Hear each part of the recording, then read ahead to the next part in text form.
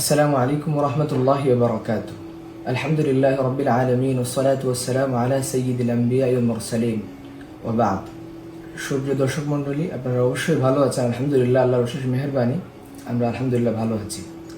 প্রথমে আপনাদের সবাইকে জানাচ্ছি ঈদ উল আজহার শুভেচ্ছা। সবাইকে ঈদ মুবারক, তাকাব্বালাল্লাহু মিন্না ওয়া মিনকুম।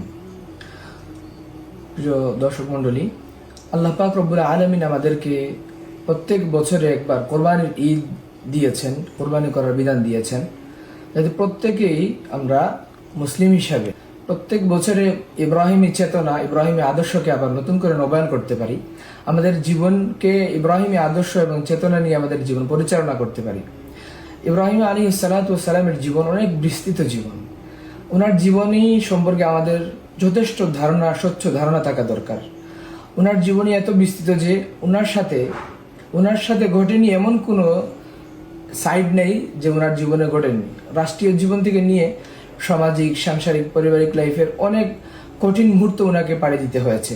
তো একজন মুসলমান হিসাবে, একটি মুসলিম ফ্যামিলি, একটি মুসলিম পরিবার হিসেবে ওনার ইব্রাহিম আলাইহিস সালাতু ওয়াস সালামের পরিবারকে আমরা ফলো করার এবং আমরা অনুসরণ করা আমাদের দায়িত্ব।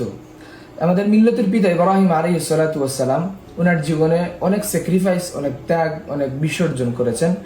সেখান থেকে আমাদের শিক্ষা নেওয়া দরকার, অবশ্যই কর্তব্য। যে কুরবানি বিষয়ক, আমি ওইদিকে আলোচনা যাচ্ছি না, কুরবানি বিষয়ক যে বিষয়গুলো আমাদের সামনে আসে, সমাজের সেকুলার ব্যবস্থা যারা প্রমোট করে, তারা কোরবানি নিয়ে অনেক প্রশ্ন করে, কোরবানি নিয়ে অনেক আপত্তি জানায় যে কোরবানির পশু হত্যা, অনেক কিছু এই টাইপের। আসলে ওনারা কোরবানির যে পশু হত্যা মূলত বিষয় ওনাদের এটা না। মূলত ওনাদের আপত্তি হচ্ছে, মাথা ব্যথার কারণ হচ্ছে যে আল্লাহ তাআলার বিধান কোরবানি করা, ওই বিষয়টাকে তাদের কাঠামোগত ইসলাম বিদ্বেষের বহিঃপ্রকাশ। এটা মূলত আমরা দেখতে পারি যে এই একই কোরবানির, আমরা যে কোরবানির পশু কোরবানি করি, একই হিন্দুরা বলিদান দেয়, অনেক ক্ষেত্রে তারা করে কোরবানির পশুকে জবাই করে। ওই সময় তাদের কোনো মাথা ব্যথা নাই, তাদের কোনো কান্না নাই, দয়া মায়া কান্না নাই। কিন্তু কুরবানির সময় মুসলমান যখন কুরবানি করে তখন তাদের অনেক মাথা ব্যথা হয়। আবার ওই লোকেরাই, সুশীল শ্রেণীর লোকেরাই আবার দেখবেন রেস্টুরেন্টে, বিভিন্ন পার্টিতে গরুর গোশত পার্টি, কালাগুনা, লালগুনা সহ সব ওরা খাওয়ার জন্য মুখিয়ে থাকে। সুপ্রিয় দর্শক মন্ডলী, ওরা যখন প্রশ্ন করে যে এই যে কুরবানির এত টাকাগুলো নষ্ট হয়, এই টাকাগুলো কি জনকল্যাণমূলক কোনো কাজে দিলে হয় না, অথবা কোনো দরিদ্রকে দিলে হয় না? আমি ওদেরকে বলতে চাই যে আচ্ছা, এই যে কোরবানির পশু নিয়ে আপনার যে এত মাথা ব্যথা, যে আপনি যে এই যে অনেক বড় টুর্নামেন্ট করেন, অনেক বড় খেলাধুলার পিছনে অনেক লক্ষ লক্ষ টাকা, হাজার হাজার টাকা ব্যয় করেন, এই টাকাগুলো তখন দরিদ্র বা কোনো হতদরিদ্র বা জনকল্যাণমূলক কোনো কাজে দিলে হয় না? আপনার যে একটা গাড়ির জায়গায় 2টা 3টা 4টা গাড়ি আছে, একটা গাড়ি আপনার প্রয়োজনে রাখার পরে বাদ বাকি যে 2-3টা গাড়ি আছে ওগুলো বিক্রি করে কি জনকল্যাণমূলক কাজে দিয়ে দিলে হয় না? তখন তারা দিবে না। আবার ওরা বলে যে মনের পশু কুরবানি করলেই তো হয়। মনের পশু কেন? আমি বলি যে মনের পশু কেন? তাহলে তুমি মনে মনে গোসল করো, তাহলে তো তুমি পবিত্র হয়ে গেলা। মনে মনে তুমি খাবার খাও, তাহলে তোমার পেট ভরলো। তখন কি তোমার মনে মনে এই বিষয়টা থাকে না? আবার ওরা বলে আমরা কোরবানির ক্ষেত্রে আমরা নাকি কোরবানির সাথে অমানবিক আচরণ করি। কই, আমরা অমানবিক আচরণ কেমনে করি?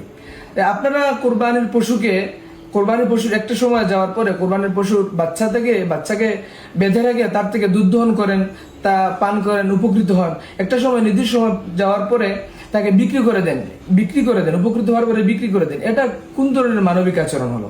এ ধরনের আরো অনেক প্রশ্ন, অমূলক, ওদের প্রশ্ন অযৌক্তিক অনেক প্রশ্ন, অযৌক্তিক অনেক লজিক করা দেখায়। তবে আমার আফসোস লাগে, দুঃখ লাগে যখন সংশয়বাদী কিছু মুসলমান ভাই ওদের কথায় প্রভাবান্বিত হয়ে যখন ওদের সাথে তাল মিলায় বা সুর মিলায়, তখন অনেক দুঃখ লাগে। দর্শক মন্ডলী, আমরা বলবো যে ইসলাম ও মুসলমানদের আদর্শ এবং চেতনার সব থেকে বড় জায়গা হলো ইব্রাহিম আলাইহিসসালামের পরিবার। একটি পরিবারের কর্তা কিরকম হবেন ইব্রাহিম আলাইহিসসালামের মতো, একটি পরিবারের বিবি ওয়াইফ কেমন হবেন হযরত হাজরা আলাইহিসসালামের মতো, পরিবারের সন্তান কেমন হবে ইব্রাহিম আলাইহিসসালামের মতো। এটাই আমাদের আদর্শ হওয়া দরকার, এরকমই আমাদের জীবনকে পরিচালনা করা দরকার। আপনারা সবাই কুরবানি করুন, আল্লাহর জন্য কুরবানি করুন, ইখলাসুল ইলাহিয়াতকে সামনে রাখুন। ইনশাআল্লাহ আল্লাহ তাআলা দুনিয়া ও আখিরাতে উত্তম জাযায়ে খায়ের দান করবে। আল্লাহ রাসূল সাল্লাল্লাহু আলাইহি ওয়াসাল্লাম বলেছেন যে কুরবানির পশুর প্রত্যেক পশুর আল্লাহ তাআলা নেকি রেখেছেন, এবং কুরবানির পশু রক্ত মাটিতে পড়ার আগে আগে আল্লাহ তাআলা যে কুরবানি করে তার গুনাহ আল্লাহ তাআলা মাফ করে দেন। আল্লাহ তাআলা আমাদের সবাইকে কবুল করুক, কুরবানি করার তৌফিক দান করুক। যারা মালিকের নেসাব মালিককে আমরা সম্পদের মালিক আছি, আল্লাহ তাআলা আমাদেরকে আমাদের ওয়াজিব আদায় করার তৌফিক দান করুক। ভালো থাকুন। আসসালামু আলাইকুম ওয়া রাহমাতুল্লাহি ওয়া বারাকাতুহু।